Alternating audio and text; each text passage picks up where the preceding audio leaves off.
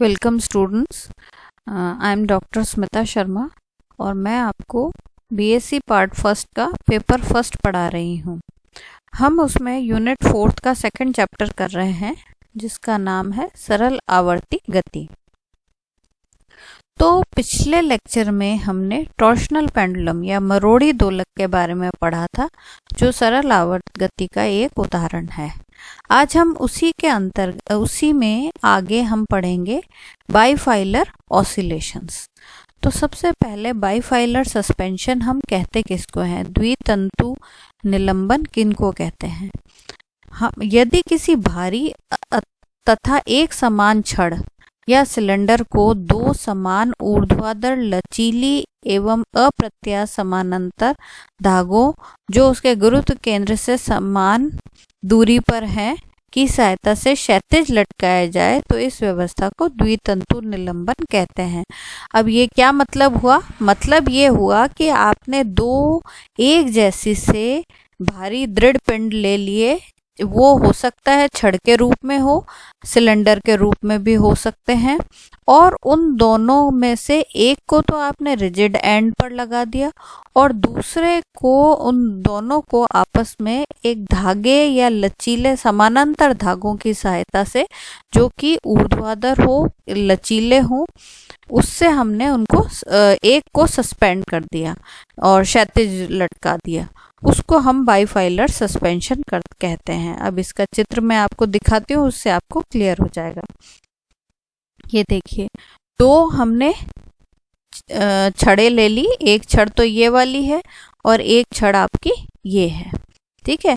इन दोनों छड़ों को आपने क्या करा? एक धागे से, यहाँ किनारे से एक धागा बांधा, पी से ए तक और क्यू से बी तक आपने एक धागा बांध लिया और हमने इसको सस्पेंड कर दिया।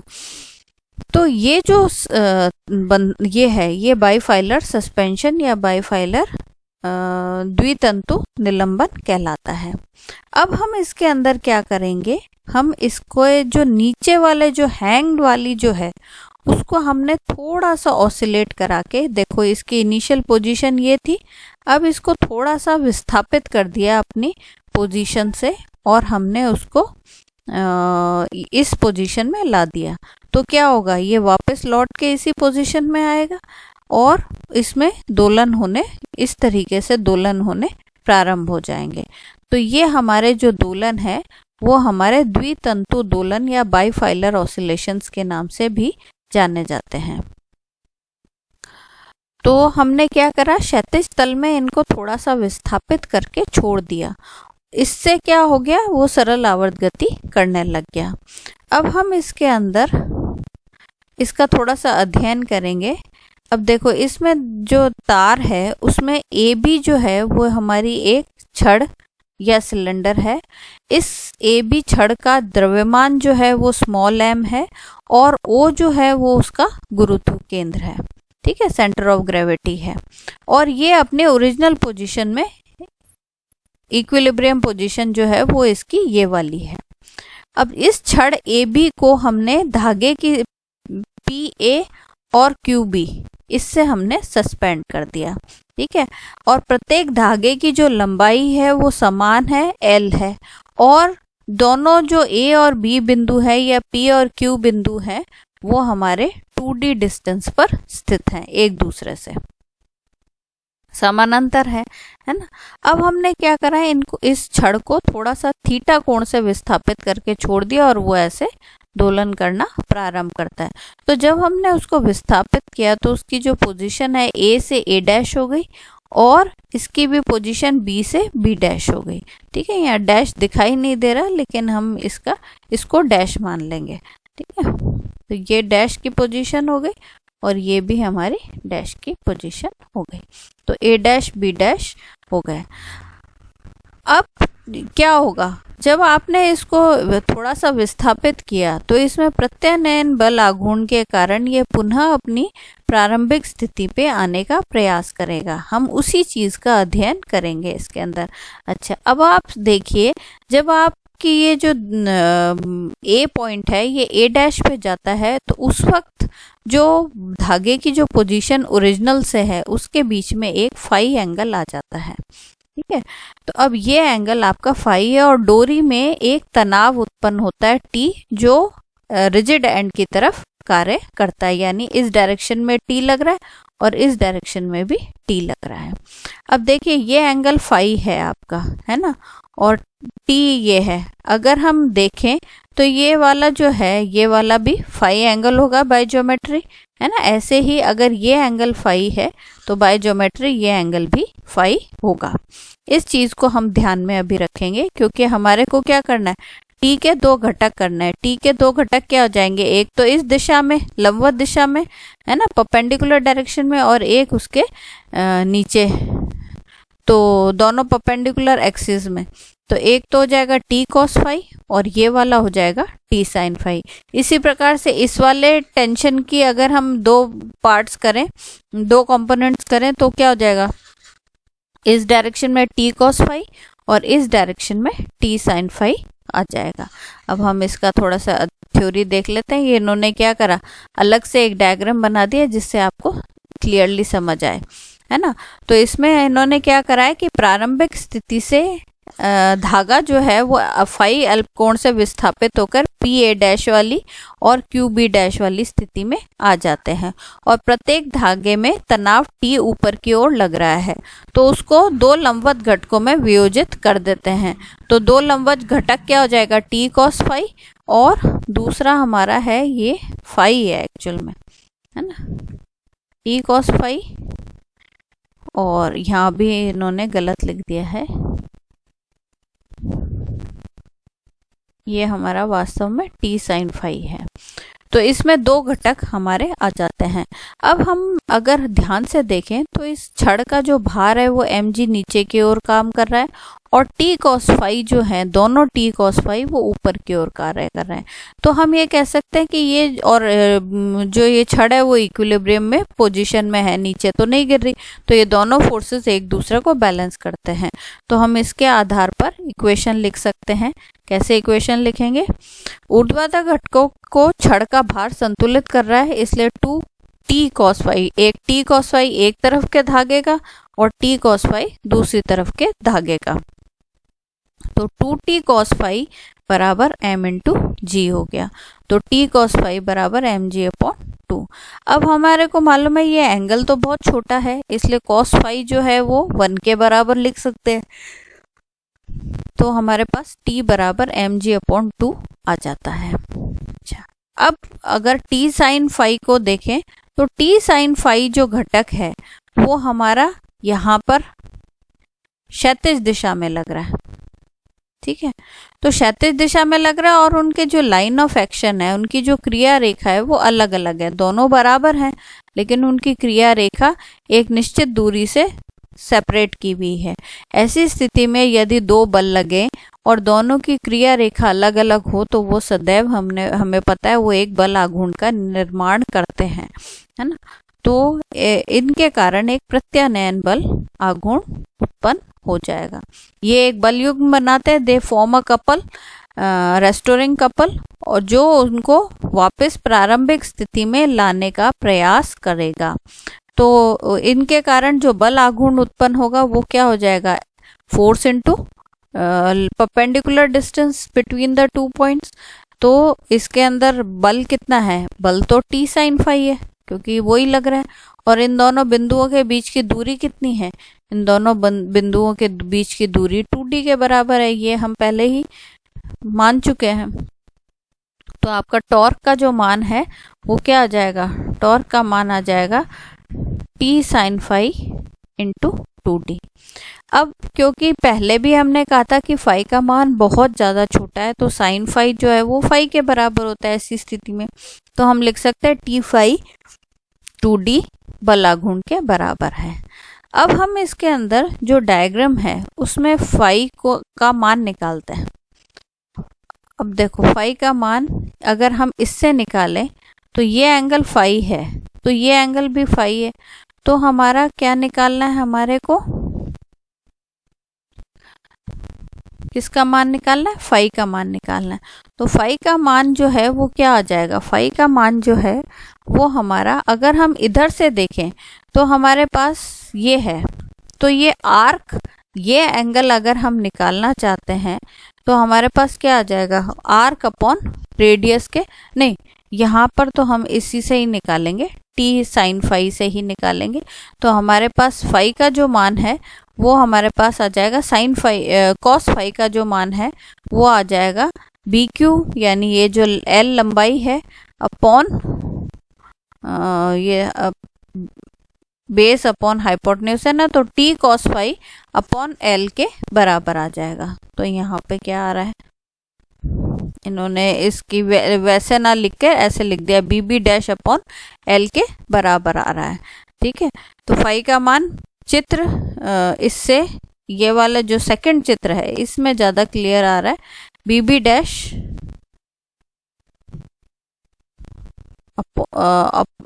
Angle is arc B B dash upon L. ठीक है, ये तो इन्होंने डी लिख रखा है लेकिन यहाँ पे डी नहीं होगा,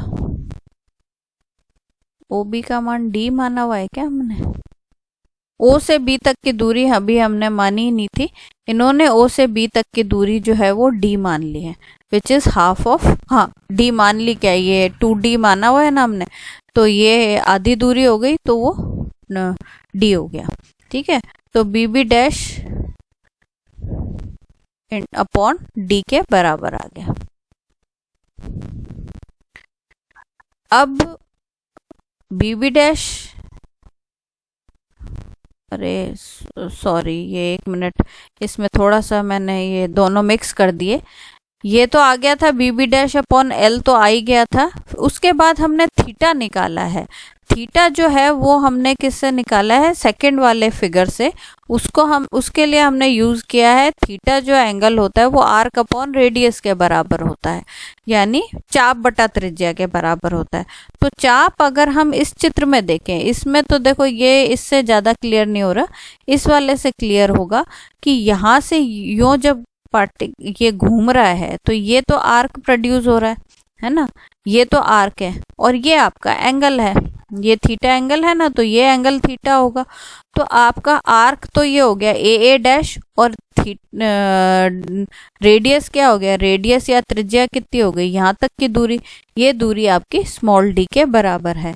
तो आपने कैसे निकाले, ए की टर्म्स में लिखो चाहे बी की, ए की बात है, बी बी डैश बराबर थीटा बराबर B B dash upon O B, या B B dash upon D के बराबर हो गया। तो हम इससे बी बी डैश का मान निकाल लेते हैं, थीटा इंटू डी, और इसको ऊपर वाली समीकरण में रख देते हैं। तो फाई का मान जो है वो आ गया थीटा डी अपॉन एल के बराबर। अब ये मान हम ऊपर जो आपने प्रत्यानयन बल आघूर्ण निकाल रखा है उसमें फाई का मान हम रख देते हैं। तो टी, इससे प्रत्यानयन बल युग्म का मान कितना आ गया, टी बराबर theta into D upon L into 2d के बराबर आ गया। अब इसको अगर हम सिंप्लीफाई करें और रीअरेंज करके रखें तो इसको रीअरेंज कर 2d स्क्वायर लिख दिया, थीटा अपॉन एल लिख दिया, t की जगह mg अपॉन 2 लिखा है। ये क्यों लिखा है, क्योंकि ये मान हम ऑलरेडी पहले निकाल चुके हैं। ये देखिए यहाँ पर हमने t बराबर mg अपॉन 2 निकाल रखा है, तो इसकी सहायता से मैंने यहाँ पर mg अपॉन 2 लिख दिया। अब 2 से 2 कैंसिल आउट हो गया, mg D square upon L into theta. अब हमारे को मालूम है कि कोई भी बॉडी जो है उसके ऊपर जो रेस्टोरिंग जो कपल है उसके ऊपर जो फोर्स लगता है या रेस्टोरिंग टॉर्क जो लगता है वो आई अल्फा से परिभाषित किया जाता है। अल्फा हमारा कोणीय त्वरण या एंगुलर एक्सेलरेशन है, उसको हम लिख सकते हैं D square theta upon D T square के फॉर्म में। तो जो आपका ये कोई भी है टॉर्क जो है वो हमारा इसके बराबर होना चाहिए। तो टॉर्क का मान क्या आ गया, I D square theta upon D T square बराबर minus of M G D square upon L into theta, ये हो गया। अब अगर हम इसको थोड़ा सा सिंप्लीफाई करें, आई को भी इधर ले आते हैं, तो ये M G D square upon I L जो है इसको मैं सपोज करते हैं म्यू स्क्वायर के बराबर कांस्टेंट मान लेते हैं, क्योंकि ये सारे राशियां इसमें कांस्टेंट है, एम कांस्टेंट, जी कांस्टेंट, डी, आई, एल सब कांस्टेंट है, तो हम इसको म्यू स्क्वायर लिख लेते हैं। तो इस तरफ लेकर आएंगे तो क्या आ जाएगा, D square theta upon D T square plus mu square theta is equals to 0। अगर हम इसको ध्यान से ऑब्जर्व करें तो ये क्या आ रही है, ये हमारी कोणीय सरल आवर्त गति के अवकल समीकरण के तुल्य है। तो इसका मतलब ये जो छड़ की गति है ये भी एक सरल आवर्त गति होती है, और उसका जो आवर्त काल है, टाइम पीरियड है, वो कितना होगा, 2 पाई अपॉन म्यू, जैसे हम 2 पाई बाय ओमेगा लिखते हैं। अच्छा, म्यू का मान हम ऑलरेडी निकाल चुके हैं, वो कितना है, M G D square upon I L. तो आपके पास 2 पाई टाइम पीरियड कितना आ गया, आवर्तकाल 2 pi under root of I L whole upon M G D square के बराबर आ गया। अब इसको हम अलग अलग रूपों में भी लिख सकते हैं। कैसे, देखो डी स्क्वायर जो है वो होल स्क्वायर है, इसलिए स्क्वायर रूट से बाहर निकाल देते हैं। तो आपके पास टी क्या आ गया, टी बराबर 2 pi 1 upon D under root of I L M into G. अच्छा, अब आई जो है वो हमारा एम के स्क्वायर लिख सकते हैं, अगर हम के की रेडियस ऑफ जायरेशन के टर्म्स में लिखना चाहें, तो घूर्णन त्रिज्या के रूप में लिखना चाहे तो एम के स्क्वायर रख दो, तो आपके पास क्या आ जाएगा, एम के स्क्वायर एल एम इंटू जी। अब एम एम कैंसिल आउट हो गए, तो आपके पास आ गया 2 pi 1 upon D under root of K square L upon G के बराबर आ गया। अब के भी स्क्वायर की टर्म्स में, इसको भी अंडर रूट से बाहर निकाल दें, तो 2 पाई के upon D under root of L upon G के बराबर आ गया। तो ये हमारा इस प्रकार से हमने देखा बाईफाइलर सस्पेंशन, जो इस तरीके का कोई हैंगिंग है और अगर उसमें कोई दोलन कराए जाते हैं तो उनकी गति भी सरल आवर्ती गति के समान ही होती है। It is similar to simple harmonic motion, और उसके रिस्पेक्टिव जो हमने टाइम पीरियड है उसको भी हमने याद कर लिया। अब नेक्स्ट, इसके अंदर हमारे काफ़ी सारे सिंपल हार्मोनिक मोशन के एग्जाम्पल हैं। हम इसमें जो नेक्स्ट है वो पढ़ते हैं हेल्महोल्ट्ज़ रेजोनेटर, हेल्महोल्ट्ज़ अनुनादक। अब देखो रेजोनेटर क्या होता है, अनुनाद किसको कहते हैं। देखो, हर एक कोई भी वाइब्रेट करती हुई जो भी चीज़ है उसकी एक स्वाभाविक आवृत्ति होती है, एक नेचुरल फ्रीक्वेंसी होती है। उस फ्रीक्वेंसी से अगर उस बॉडी को फ्रीली बगैर किसी फोर्स के वाइब्रेट करने को छोड़ दिया जाए तो वो उस फ्रीक्वेंसी पर वाइब्रेट होगी। हर एक उसकी एक नेचुरल फ्रीक्वेंसी होती है। अब अगर मान लो उसके ऊपर कोई बाह्य बल लगाया जाए, वो वाइब्रेट नहीं कर रही, लेकिन उस पर एक बाह्य बल लगाने के कारण उसमें वाइब्रेशंस पैदा किए जाते हैं, तो वो जिस फोर्स को लगाया गया है उसके ऊपर उसके हिसाब से जो फ्रीक्वेंसी है अवेलेबल है उसी फ्रीक्वेंसी से वो वाइब्रेट होती है, लेकिन उसकी नेचुरल फ्रीक्वेंसी अलग हो सकती है। वो फोर्स्ड वाइब्रेशंस है हमारे। अब कई बार ऐसी स्थिति होती है कि जो बाह्य बल लगाया गया है उन वाइब्रेशंस के कारण जो उत्पन्न आवृत्ति है वो उस पिंड की या उस बॉडी की स्वाभाविक आवृत्ति के समान ही होती है। ऐसी स्थिति में क्या होता है, वो बॉडी तेजी से वाइब्रेट करती है, कंपन करती है, और ये जो स्थिति है उसको हम अनुनाद या रेजोनेंस की स्थिति कहते हैं। तो रेजोनेटर क्या होता है, रेजोनेटर जो रेजोनेंस जो है वो प्रोड्यूस होता है वो किस एनक्लोज चैम्बर में होता है, उसको हम रेजोनेटर कहते हैं, रेजोनेंस प्रोड्यूस करने के लिए। अब एक्चुअल में हेल्महोल्ट्ज़ रेजोनेटर वास्तव में बनाया क्यों गया था कि हेल्महोल्ट्ज़ रेजोनेटर जो है इसकी सहायता से हम कई सारी ऐसी ध्वनि या स्वरों की उपस्थिति की पहचान कर सकते हैं जो कि बहुत ज़्यादा वीक सिग्नल होने के कारण आपको सुनाई नहीं देती। आपके कान जो है वो उनको सुनते तो हैं, लेकिन हम उसको आइडेंटिफाई नहीं कर पाते, पहचान नहीं कर पाते।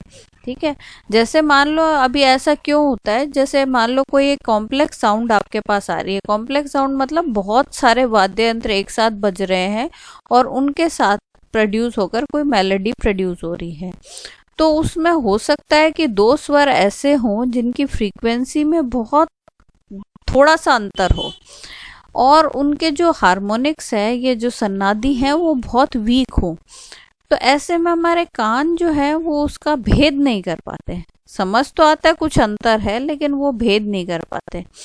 तो अगर हम इस चीज़ का पता लगाना चाहते हैं उसके लिए कि भाई इसमें कितने डिफरेंट वो है फ्रीक्वेंसीज, उसका पता लगाने के लिए हम हेल्महोल्ट्ज रेजोनेटर को यूज में लेते हैं।